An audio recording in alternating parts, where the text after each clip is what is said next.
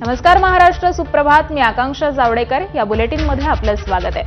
मैत्रीबोध प्रकाशनाचे मैत्रेय यांच्या आध्यात्मिक प्रवचनानं आजच्या दिवसाची सुरुवात करूयात.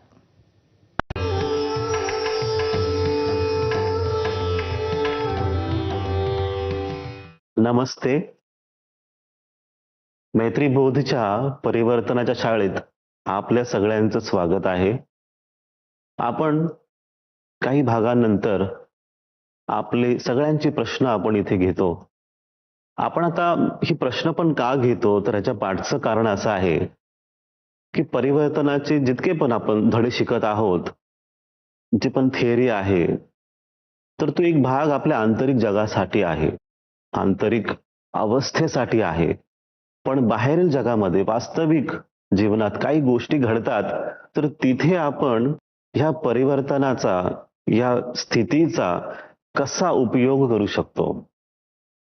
परिवर्तनाची अवस्था कशी असावी जेणेकरून आपल्याला आपल्या वास्तविक जीवनात यूज करता येईल, त्याचा उपयोग करता येईल.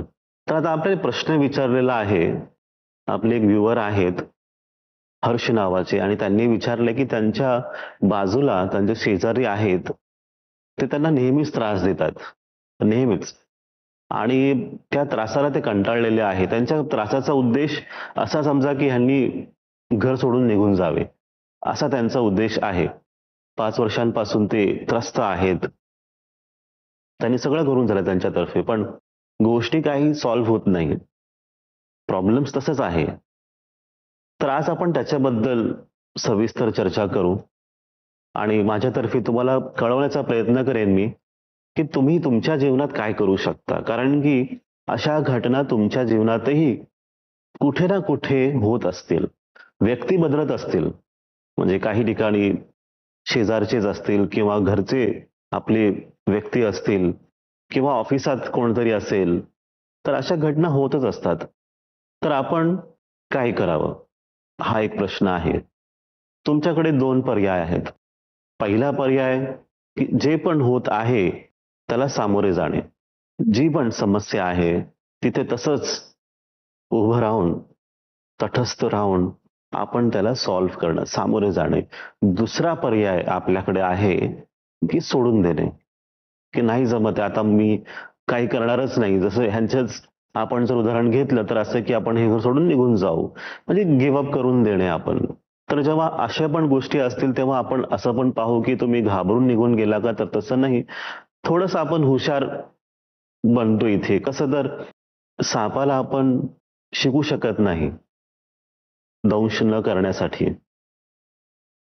आपण विंचू असेल त्याला नाही शिकू शकत की दंश करू नकोस, चावू नकोस.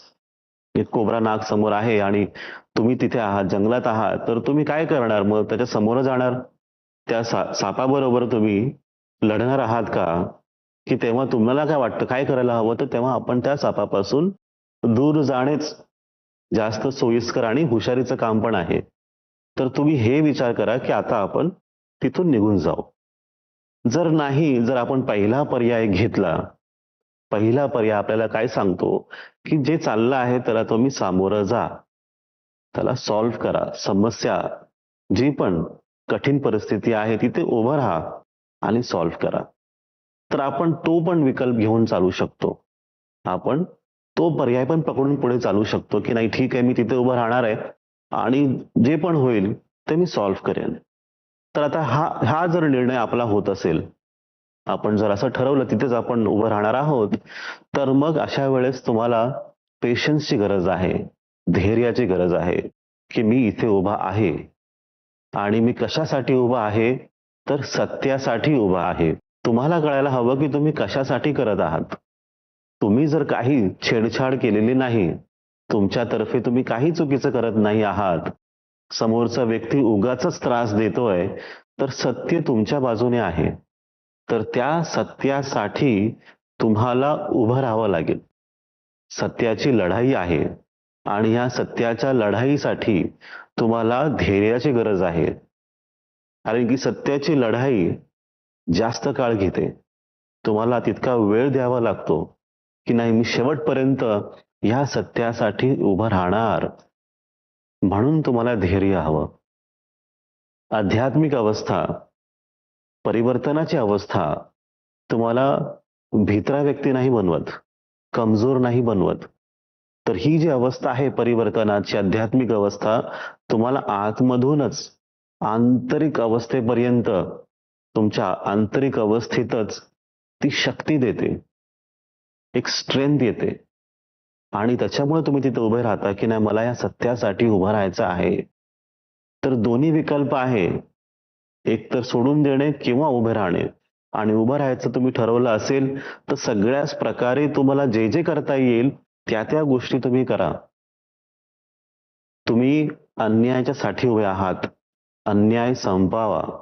अन्यायाला तुम्हाला नाहीसं करायचं असेल किंवा ही असुरी प्रवृत्ती आहे, एक राक्षसी स्वभाव आहे कोणाचा, त्याच्या विरुद्ध तुम्हाला उभं राहायचं असेल तर सत्यासकटच उभं राहावं लागेल तुम्हाला.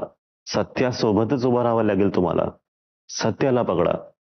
तुमच्या आंतरिक सत्य असेल किंवा तुम्ही जे काम करत असाल ते न्यायासाठी आहे तर तुम्हाला उभं राहावं लागेल. आणि न्यायासाठी आपल्या देशाचं संविधान आहे, जिथून तुम्हाला संपूर्ण पाठिंबा मिळतो. इथे अन्यायासाठी जागा नाही. तर तुम्ही हा विश्वास ठेवा की गोष्टी व्यवस्थित होतील, सुरळीत होतील. तुम्हाला उभं राहायचं आहे आणि सामोरं जायचं आहे.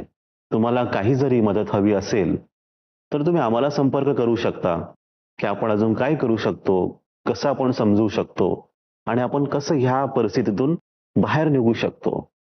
तर सगळ्या गोष्टी व्यवस्थित होतात, सुरळीत होतात. विश्वास ठेवा आणि या विश्वासालाच पकडून तुम्ही तुमच्या परिवर्तनाच्या यात्रेला चालू ठेवा. तुमच्या सोबत आम्ही सगळे आहोत. तुम्हाला जर काही प्रश्न असतील तर नक्कीच विचारा. पुढच्या आठवड्यात आपण पुन्हा एकदा एक नवीन विचार घेऊन येऊ. आपल्या सगळ्यांचंच कल्याण हो, सगळ्यांचंच मंगल हो. नमस्ते.